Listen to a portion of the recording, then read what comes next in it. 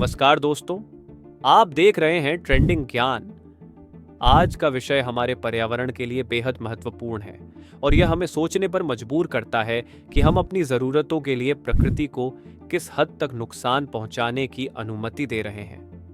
हम बात करेंगे जंगलों की कटाई के बारे में और यह सवाल उठाएंगे कि क्या हम अपने वन काटकर प्रकृति को नुकसान पहुंचा रहे हैं। जंगल न केवल प्राकृतिक संसाधन प्रदान करते हैं बल्कि ये जैव विविधता, जलवायु संतुलन और पृथ्वी पर जीवन के संरक्षण में भी महत्वपूर्ण भूमिका निभाते हैं। लेकिन हर साल हजारों हेक्टेयर जंगल काटे जा रहे हैं। क्या हमें इसकी सजा मिलने वाली है?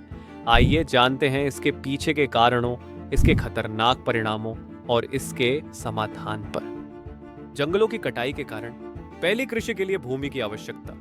जंगलों की कटाई के सबसे बड़े कारणों में से एक कृषि उद्देश्यों के लिए भूमि की आवश्यकता है।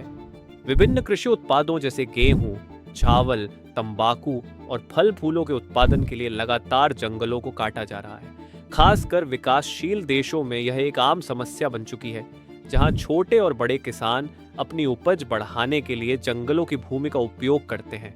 ये तो हमें नहीं भूलना चाहिए कि बढ़ती जनसंख्या के साथ कृषि भूमि की मांग भी बढ़ती जा रही है, जो जंगलों की कटाई को और तेज करता है। 2. शहरीकरण और औद्योगिकीकरण। दुनिया भर में तेजी से हो रहे शहरीकरण और औद्योगिकीकरण के कारण जंगलों की कटाई को बढ़ावा मिल रहा है। बड़े शहरों और औद्योगिक क्षेत्रों के लिए भूमि की आवश्यकता है, जिसके लिए जंगलों को काटा जा रहा है। सड़क निर्माण, इंफ्रास्ट्रक्चर निर्माण और आवासीय परियोजनाओं के लिए भी भारी मात्रा में वन क्षेत्र का उपयोग हो रहा है। शहरीकरण के कारण कई क्षेत्रों में जंगलों की जगह कंक्रीट के जंगल बन रहे हैं, जो भविष्य में पर्यावरणीय संकट का कारण बन सकते हैं। 3. खनन उद्योग। खनन उद्योग भी जंगलों की कटाई का एक बड़ा कारण है। खनिजों जैसे कोयला, सोना, तेल और अन्य संसाधनों की खुदाई के लिए जंगलों को काटना जरूरी होता है। खनन के लिए साफ की गई जमीन केवल प्रदूषण का कारण नहीं बनती, बल्कि इससे जैव विविधता भी प्रभावित होती है। खनन क्षेत्र में काम करने वाली कंपनियां अधिक से अधिक मुनाफा कमाने के लिए जंगलों का अत्यधिक दोहन करती है, जिसके कारण पारिस्थितिकी तंत्र में असंतुलन पैदा हो जाता है। 4. वन्य उत्पादों की मांग। विश्व भर में विभिन्न वन्य उत्पादों की मांग बढ़ रही है, जैसे लकड़ी, रेजिन, रबर और औषधियां। इन संसाधनों की आपूर्ति के लिए जंगलों को काटा जा रहा है। कुछ देशों में तो अवैध रूप से लकड़ी का कारोबार भी जंगलों की कटाई का एक प्रमुख कारण बन चुका है। इसके अलावा कुछ स्थानों पर वनों की कटाई को कृषि भूमि के विस्तार और चरागाह के रूप में इस्तेमाल किया जाता है। जंगलों की कटाई के परिणाम। जंगलों की कटाई के बहुत गंभीर और दीर्घकालिक परिणाम हो सकते हैं। आइए जानते हैं कि यह हमारे पर्यावरण और जीवन पर कैसे असर डालता है। 1. जलवायु परिवर्तन और ग्लोबल वार्मिंग। जंगलों की कटाई का सबसे बड़ा प्रभाव जलवायु परिवर्तन पर पड़ता है। पेड़ पौधे कार्बन डाइऑक्साइड को अवशोषित करते हैं और ऑक्सीजन छोड़ते हैं। जब हम जंगलों को काटते हैं तो यह कार्बन डाइऑक्साइड वातावरण में छोड़ देते हैं, जिससे वैश्विक तापमान में वृद्धि होती है। इसके कारण जलवायु परिवर्तन तेजी से हो रहा है। वैज्ञानिकों का मानना है कि जंगलों की कटाई से हर साल लगभग 7.6 बिलियन टन कार्बन डाइऑक्साइड वायुमंडल में रिलीज होती है। यह जलवायु संकट को और बढ़ा देता है और पृथ्वी पर जीवन को खतरे में डालता है। 2. प्राकृतिक आपदाओं का बढ़ना।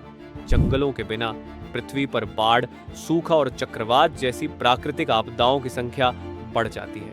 जंगल न केवल वातावरण में कार्बन को अवशोषित करते हैं, बल्कि यह बारिश के पानी को अवशोषित करने में भी मदद करते हैं। जब जंगलों को काटा जाता है तो पानी भूमि में समाहित नहीं हो पाता और इससे बाढ़ का खतरा बढ़ता है।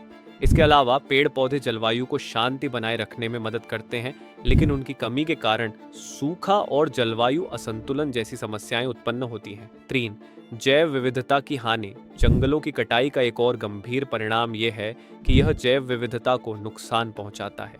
लाखों प्रकार के जानवर और पौधे जंगलों में रहते हैं।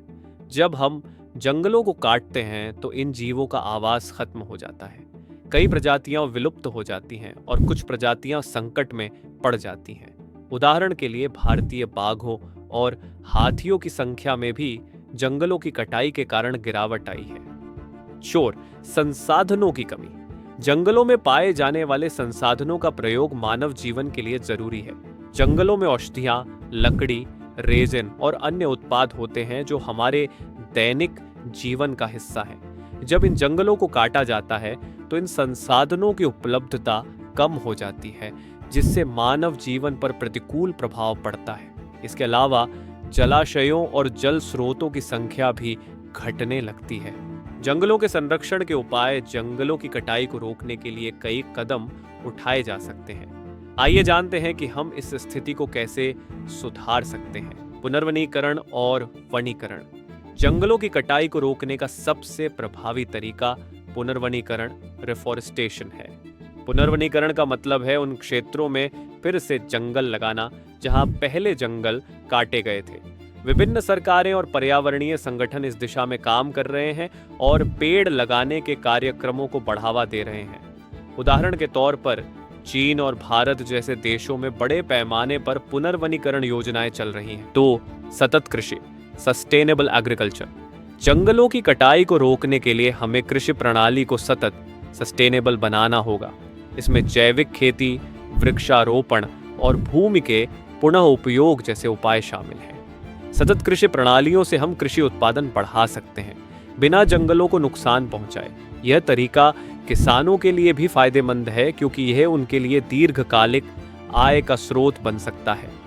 3. शहरी विकास के लिए हरित प्रौद्योगिकी। शहरीकरण में तेजी आ रही है, लेकिन हमें इसे पर्यावरणीय दृष्टिकोण से अधिक सतत बनाना होगा। शहरी विकास के लिए हमें अधिक हरित प्रौद्योगिकियों को अपनाना चाहिए। उदाहरण के लिए ग्रीन बिल्डिंग तकनीकों का उपयोग करना, पुनर्चक्रण, रिसाइकलिंग की प्रक्रिया को बढ़ावा देना और नवीकरणीय ऊर्जा स्रोतों का इस्तेमाल करना। 4. जंगलों की रक्षा में स्थानीय समुदायों की भूमिका। स्थानीय समुदायों को जंगलों के संरक्षण के प्रति जागरूक करना और उन्हें शामिल करना बेहद महत्वपूर्ण है। आदिवासी समुदायों और जंगलों से जुड़े अन्य लोगों के लिए यह जानना जरूरी है कि जंगलों का संरक्षण उनके भविष्य के लिए भी आवश्यक है। सरकारें और गैर सरकारी संगठनों को इन समुदायों को वन संरक्षण के महत्व के बारे में बताने के लिए कार्यक्रम चलाने चाहिए। निष्कर्ष, जंगलों की कटाई आज एक बहुत बड़ा पर्यावरणीय संकट बन चुकी है।